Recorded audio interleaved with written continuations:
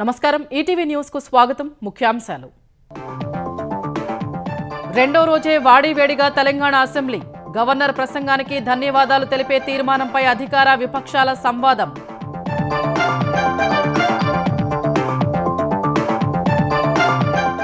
మహిళలకు 57,000 కోట్ల వడ్డీ లేని రుణాలు ఇచ్చామన్న సర్కార్ నిరూపిస్తే రాజీనామాకు సిద్ధమన్న కేటీఆర్ లేదంటే భట్టి తప్పుకోవాలని సవాల్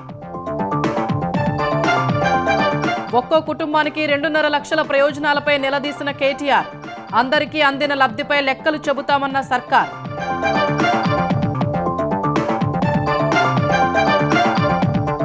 మొయినాబాద్ ఫామ్ హౌస్ కేసులో సిట్ వేసిన తెలంగాణ ప్రభుత్వం 3 నెలల్లో ఛార్జిషీట్ దాఖలు చేయాలని ఆదేశం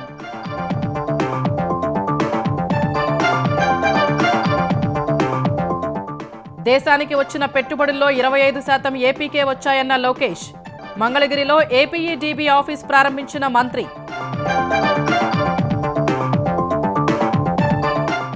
ఏపీలో ఎల్పీజీ సరఫరాకు ఇబ్బందులు లేవన్న చంద్రబాబు ఆసుపత్రులు హాస్టళ్లు ఆలయాలకు కొరత లేకుండా చూడాలని సూచన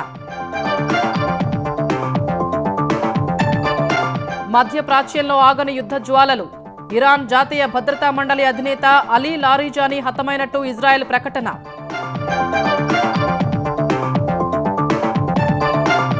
వెనెజువలా ఇరాన్ తర్వాత క్యూబాపై గురిపెట్టిన ట్రంప్ స్వాధీనం చేసుకుంటామని సంకేతాలు సైనిక చర్యపై నర్మగర్భ వ్యాఖ్యలు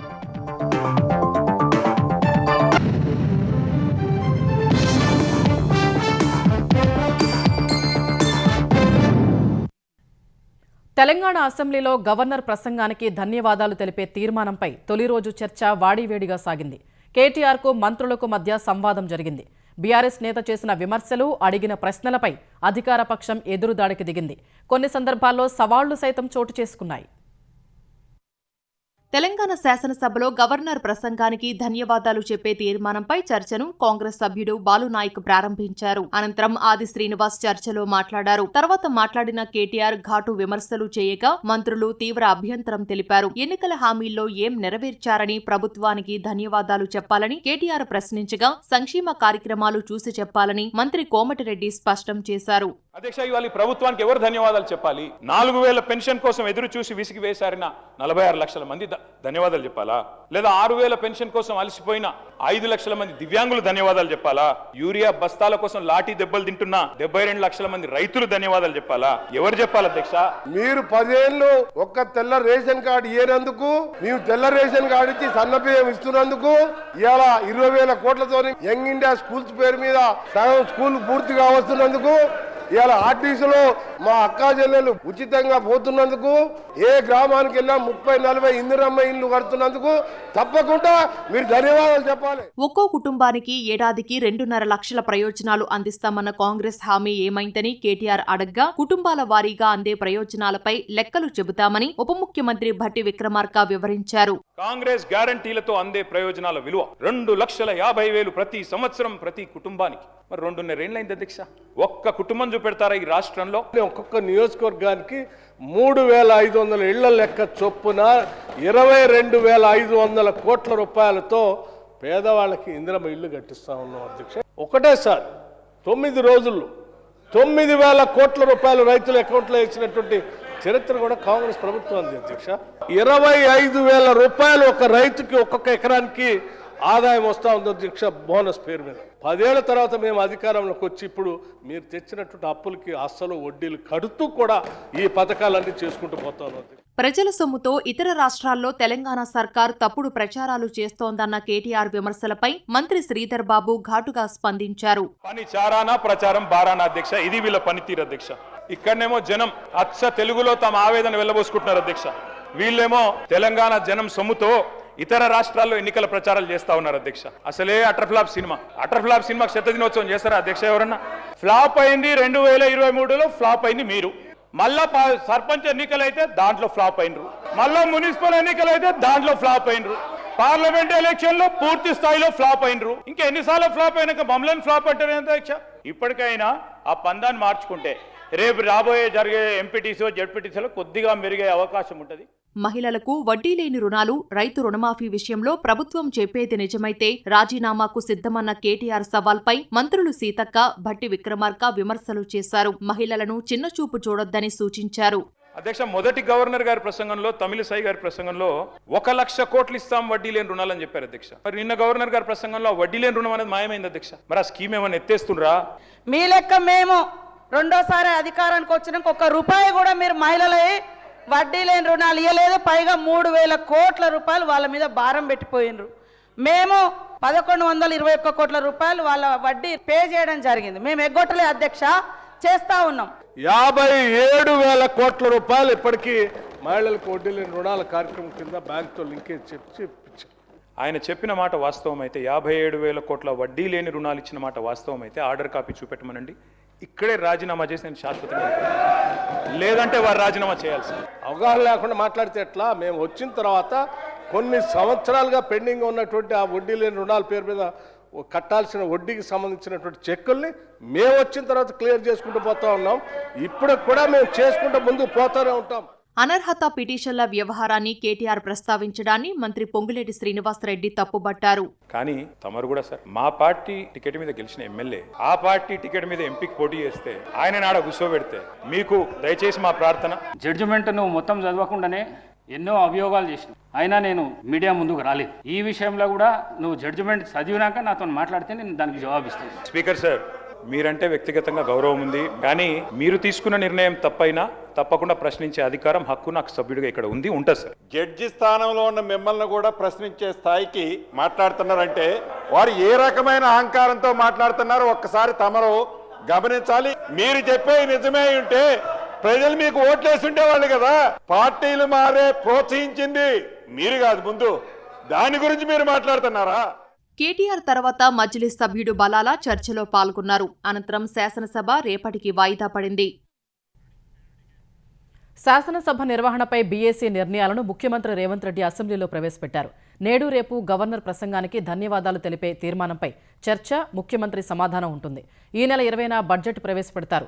23, 24 తేదీల్లో బడ్జెట్పై సాధారణ చర్చ, ఉప ముఖ్యమంత్రి సమాధానం ఉంటుంది. ఈ నెల 25 నుంచి 29 వరకు బడ్జెట్ పద్దులపై చర్చ కొనసాగుతుంది. ఈ నెల 30న ద్రవ్య వినిమయ బిల్లుపై చర్చ, ప్రభుత్వ సమాధానం ఉంటుంది. ఈ నెల 19, 21, 22, 27 తేదీల్లో అసెంబ్లీకి సెలవులుగా పేర్కొన్నారు. 29వ తేదీ ఆదివారం కూడా శాసనసభ సమావేశం ఉంటుంది. తెలంగాణ శాసన మండలి సమావేశాల్లో పీసీసీ అధ్యక్షుడు ఎమ్మెల్సీ మహేష్ కుమార్ గౌడ్ బీఆర్ఎస్ నాయకులపై తీవ్ర విమర్శలు చేశారు. గత 10 ఏళ్ల కాలంలో తెలంగాణను డ్రగ్స్ మయం చేశారని ఆరోపించారు. మాజీ ముఖ్యమంత్రి కేసీఆర్ డ్రగ్ టెస్టుకు వస్తే తాము ముఖ్యమంత్రి రేవంత్ రెడ్డిని పరీక్షకు తీసుకువస్తానని సవాల్ విసిరారు. ఈ రాష్ట్రాన్ని డ్రగ్స్ మయం చేశారు అధ్యక్ష, డ్రగ్స్ వ్యాపారం చేశారు, 1000 కోట్లు డ్రగ్స్ మీద సంపాదించారు అధ్యక్ష. సిగ్గుతో తలవంచుకున్న పరిస్థితి అధ్యక్ష. డ్రగ్స్ మాట మీ నాయకుల పేరెందుకు వస్తుంది? పోయిన 10 ఏళ్ల కాలంలో విచ్చలవిడిగా గాంజా సరఫరా అయింది అధ్యక్ష. రాష్ట్రం కొకాయిన్ సరఫరా అయింది అధ్యక్ష. చాక్లెట్ లాగా దొరుకుతా ఉంది కొకాయిన్. 10 ఏళ్ళు మీరు కదా కారణం. నేను మళ్ళీ ఛాలెంజ్ చేస్తా ఉన్నా, మీరు కేసీఆర్ తీసుకురండి అసెంబ్లీకి, మా ముఖ్యమంత్రిని తీసుకొస్తా. ఇద్దరు మొదట టెస్ట్ చేసుకోవాల్సిందే, తర్వాత మీరు మేమందరం టెస్ట్ చేసుకోవాల్సిందే. మేము రెడీగా ఉన్నాం.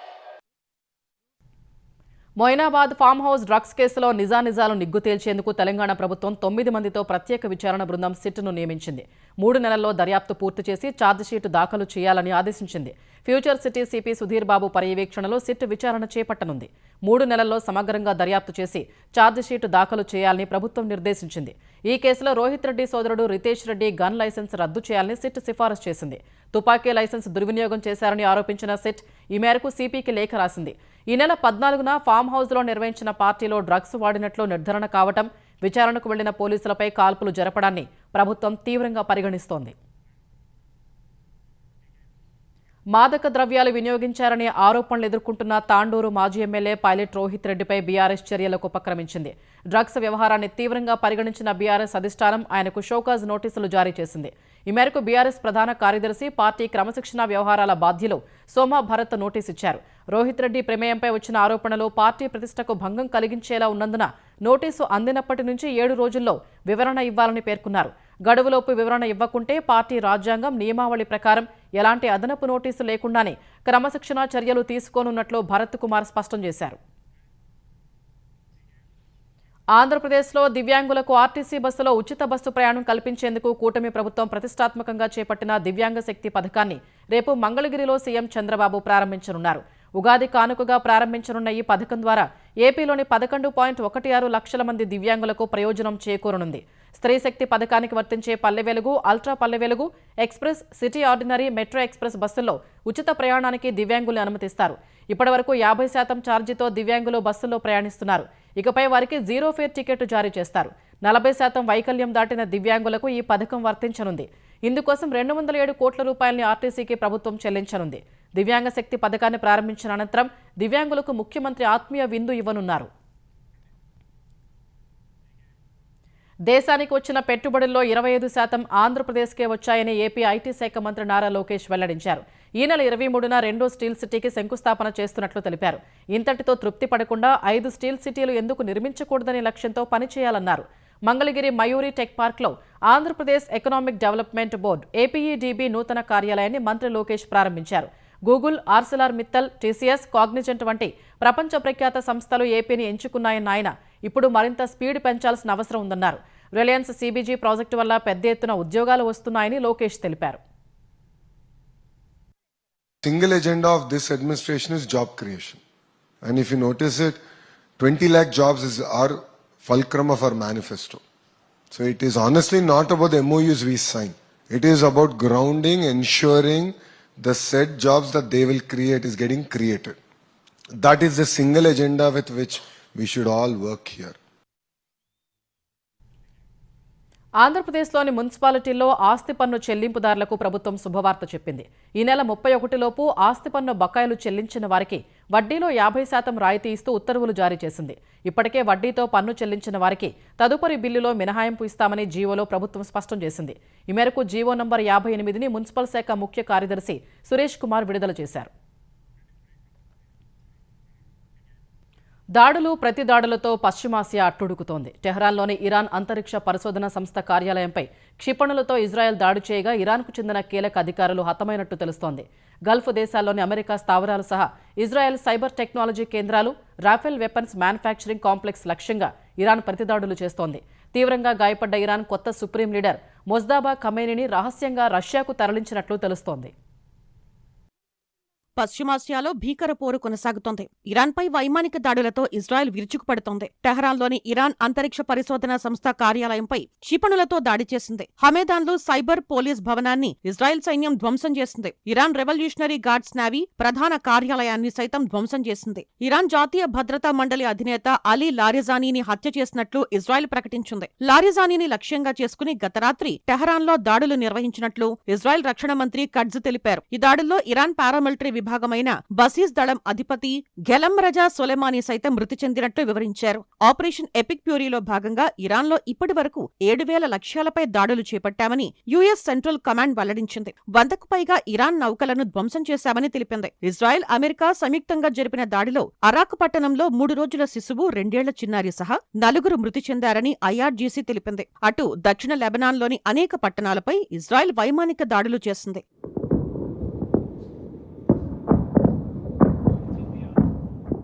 ఇజ్రాయెల్ సహా మధ్యప్రాచ్యంలోని అమెరికా సైనిక స్థావరాలపై ఇరాన్ ప్రతిదాడులు చేస్తోంది. ఇరాక్ రాజధాని బాగ్దాద్లోని అమెరికా రాయబార కార్యాలయం లక్ష్యంగా డ్రోన్లు, రాకెట్ల దాడి జరిగింది. 2 డ్రోన్లు ఎంబసీ ప్రాంగణంలో పడి మంటలు చెలరేగాయి. చమురు క్షేత్రాలు దిశగా దూసుకువచ్చిన డజనుకు పైగా డ్రోన్లను అడ్డుకున్నట్లు సౌదీ అరేబియా రక్షణ శాఖ తెలిపింది. ఖతార్ రాజధాని దోహాలో పలుచోట్ల పేలుళ్ల శబ్దాలు వినిపించాయని అంతర్జాతీయ మీడియా పేర్కొంది. క్షిపణి శిథిలాలు పడి ఓ పారిశ్రామిక వాడలో స్వల్పంగా మంటలు చెలరేగాయని ఖతార్ అంతర్గత మంత్రిత్వ శాఖ పేర్కొంది. యుఏఈలోని ఫుజైరాలో ఇంధన నిల్వ కేంద్రంపై డ్రోన్ దాడి జరిగింది.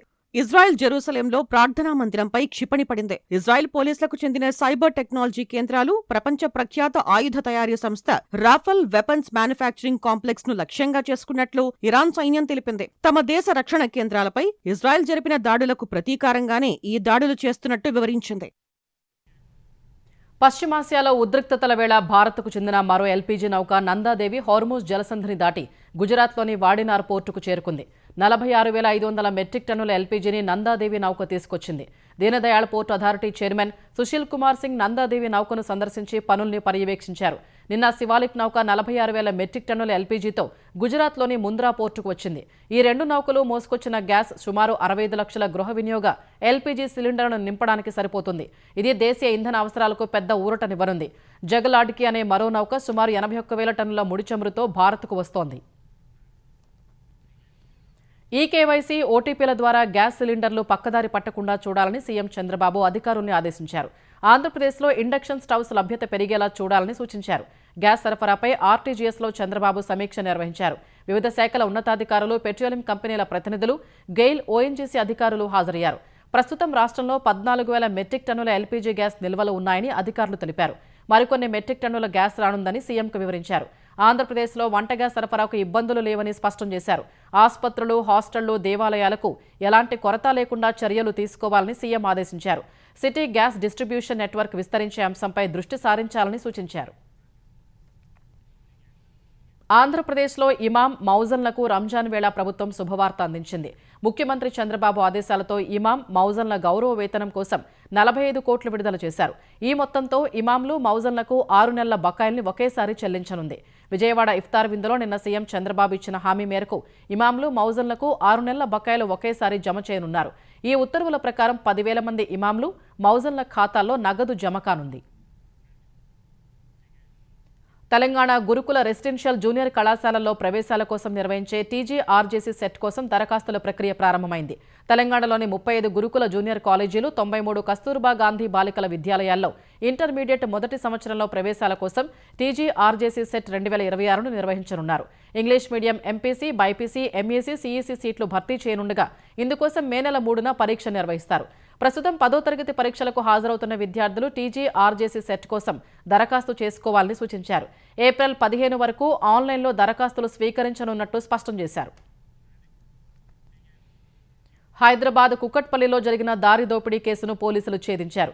బహదూర్పురకు చెందిన కుస్రూ అజీముద్దీన్ నిన్న రాత్రి ద్విచక్ర వాహనంపై ₹1 కోటి తరలిస్తుండగా ద్విచక్ర వాహనాలపై వచ్చిన వ్యక్తులు వారి కళ్లల్లో కారం చల్లి డబ్బు దోచుకుపోయారు. లక్నో పారిపోతుండగా 4 నిందితుల్ని పోలీసులు శంషాబాద్ ఎయిర్పోర్ట్లో పట్టుకున్నారు. వారి నుంచి 77.30 లక్షలు స్వాధీనం చేసుకున్నారు. పరారీలో ఉన్న మరో 5 కోసం గాలిస్తున్నారు. కుటుంబ కలహాలతో గర్భవతి అయిన భార్యను భర్త హత్య చేసిన దారుణ ఘటన జగిత్యాల జిల్లాలో జరిగింది.